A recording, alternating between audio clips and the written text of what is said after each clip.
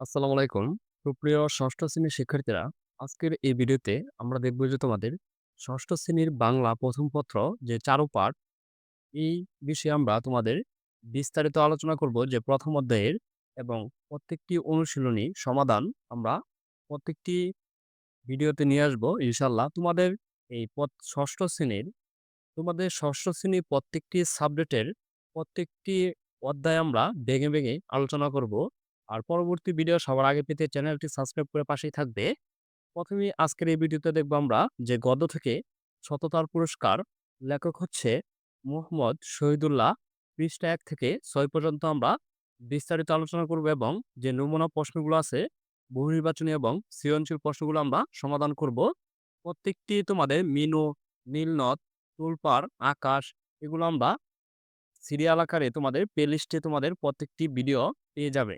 চলো আমরা ১ম এই দেখে নেই যে সততার পুরস্কার যে মোহাম্মদ শহীদুল্লাহ আমরা আলোচনা করি এখান থেকে যে লক্ষ্য করো যে সেকালে আরব দেশে ৩ টি লোক ছিল। একজনের সর্বাঙ্গে ধবল, একজনের মাথায় টাক, আরেকজনের ২ চোখ অন্ধ। এখানে তোমরা লক্ষ্য করো যে এখানে ৩ জনের ছবি এখানে দেওয়া আছে। একজনের যে ২ চোখ অন্ধ, একজনের যে এরকম যে ৩ জনের এখানে বৈশিষ্ট্য দেওয়া আছে। তারপর হচ্ছে আল্লাহ তাহাদের পরীক্ষার জন্য এক ফেরেশতা পাঠালেন। ফেরেশতা হইলেন আল্লাহর দূত। তাহারা নূরের তৈরী, এমনই কেহ তাহাদিগকে যে দেখিতে পায় না, আল্লাহর হুকুমে তাহারা সকল কাজ করিয়া থাকেন। ফেরেশতারা মানুষের রূপ ধরিয়া প্রথমে ধবল রোগীর নিকটে আসিলেন। তিনি তাহাকে বলিলেন, তুমি কি সবচেয়ে ভালোবাসো? মানে, কি তুমি যে সবচেয়ে ভালোবাসো? ধবল রোগী বলল, আহা, আমার গায়ের রং যদি ভালো হতো, সকলে যে আমার বড় ঘৃণা করে। স্বর্গীয় দূত তাহারা গায়ে হাত বুলাইয়া দিলেন, তাহারা রোগ সরিয়া গেল। তাহার যে গায়ের চামড়া ভালো হইল। তারপর আল্লাহর দূত পুনরায় তাহাকে জিজ্ঞাসা করিলেন, এখন তুমি কি চাও? সে বলিল যে আমি উট চাই।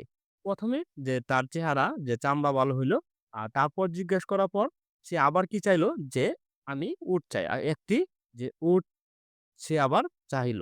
তারপর হচ্ছে দূত তাহাকে একটি গাভীন উট দিয়া বলিলেন, এই লও, ইহাতে তোমার ভাগ্য খুলিবে। আর তারপর সেই ফেরেশতা টাকওয়ালার কাছে গিয়ে বলিলেন, কি তুমি সবচেয়ে ভালোবাসো? টাকওয়ালার কাছে ওই ফেরেশতা গেল। সে বলিল, আহা, আমার এই রূপ যদি সরিয়া যায়, যদি আমার মাথায় চুল উঠে। আল্লাহর দূত তাহার মাথায় হাত বুলিয়া দিলেন, তাহার টাক সরিয়া গেল, তাহার মাথায় চুল গজাইল। দূত পুনরায় বলিলেন, এখন তুমি কি চাও? সে বলিল, গাভী। সে আবার কি চাইল? যে একটি গাভী চাহিল।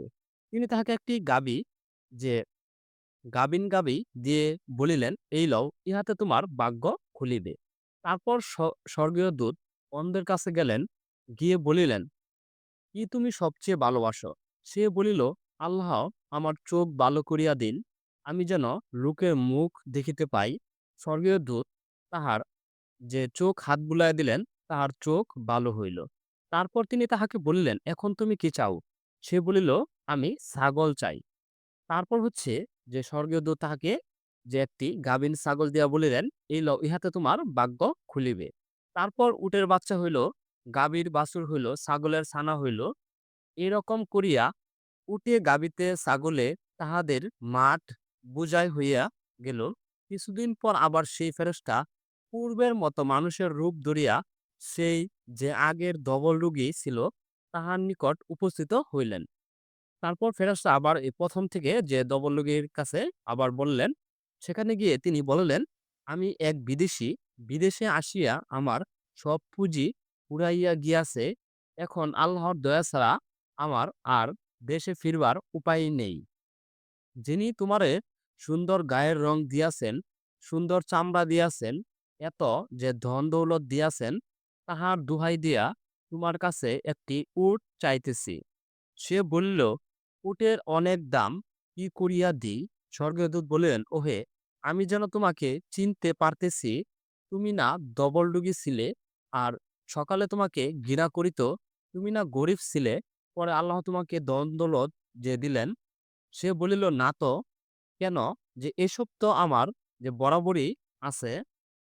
স্বর্গীয় দূত বলিলেন, আচ্ছা, যদি তুমি মিথ্যা বলিয়া থাকো, তবে তুমি যেমন ছিলে আল্লাহ আবার তোমাকে তাহাই করিবেন। তারপর স্বর্গীয় দূত দ্রুত পূর্বে যে টাকওয়ালা ছিল তার কাছে গেলেন। যে স্বর্গীয় দূত আবার কি টাকওয়ালার কাছে চলে গেলেন। সেখানে গিয়ে আগের মতো একটি গাভী চাহিলেন। সেও ধবলডুগির মতো, যে তাহাকে কিছুই দিল না। তখন স্বর্গীয় দূত বলিলেন, আচ্ছা, যদি তুমি মিথ্যা কথা বলিয়া থাকো, তবে আল্লাহ যেমন ছিলে আল্লাহ তোমাকে তেমনই করিবেন।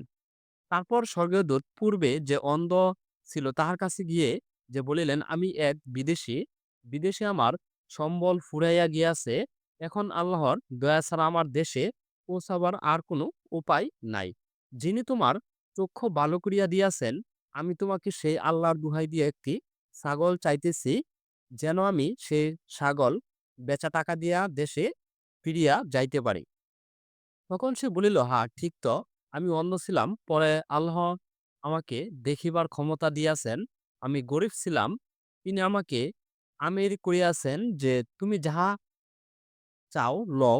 আল্লাহর কসম, আল্লাহর উদ্দেশ্যে যে জিনিস লইতে তোমার মন চাই, তাহা যদি তুমি না লও, তবে আমি তোমাকে কিছুতেই ভালো লোক বলিব না।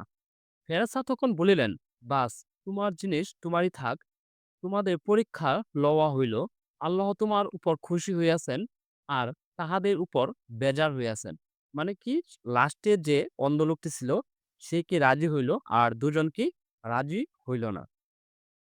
আমরা এই যে গত থেকে বুঝলাম যে প্রথমেই ৩ জনের একটি রোগ ছিল।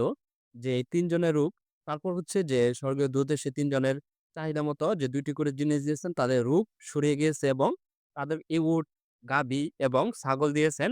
আর লাস্ট পর্যন্ত যে একজনই ভালো লোক ছিল, যে হচ্ছে অন্ধ ছিল, সেই লোকটিই ভালো ছিল। আমরা এই গত থেকে এটাই আমরা বুঝতে পেরেছি। আর তারপর হচ্ছে যে দেখবো আমরা শব্দার্থ ডবল। ডবল হচ্ছে সাদা শ্বেত, এক প্রকারের চর্মরোগ।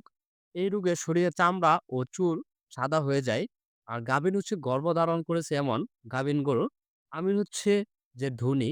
সর্বাঙ্গ হচ্ছে সর্ব প্লাস অঙ্গ, যে সর্বাঙ্গ এর বিভক্তি, যে সারা শরীরে যেমন, আর হচ্ছে সমস্ত দেহে। কসম হচ্ছে শপথ বা দিব্যি করা। স্বর্গীয় দূত হচ্ছে আল্লাহর বার্তাবাহক, যে সংবাদবাহক। আর নূর হচ্ছে জ্যোতি বা আলো। পুঁজি হচ্ছে সম্বল অথবা মূলধন। দোহাই হচ্ছে কসম বা অনুরোধ। আর সম্বল হচ্ছে পাথেয় বা পুঁজি। বেজার হচ্ছে অসুখী বা অসন্তুষ্ট। আর সততা পুরস্কারে যে পাঠের উদ্দেশ্যটি হচ্ছে যে সততা, কৃতজ্ঞতা বোধ, পরোপকার যে ও নৈতিক মূল্যবোধ অর্জন। পাঠ পরিচিতি হচ্ছে যে সাধুরীতিতে রচিত এই গল্পে যে হাদিসের একটি কাহিনী বর্ণিত হয়েছে। এই গল্পের মূল বাণী হচ্ছে, আল্লাহ মানুষকে পরীক্ষা করেন এবং সৎলোককে যথাযথ পুরস্কার দেন। আরব দেশে যে দেশের ৩ জন লোককে পরীক্ষা করার জন্য আল্লাহ একজন ফেরেশতা পাঠান। এদের একজন ধবলডুগি, একজন টাকলা, আরেকজন হচ্ছে অন্ধ।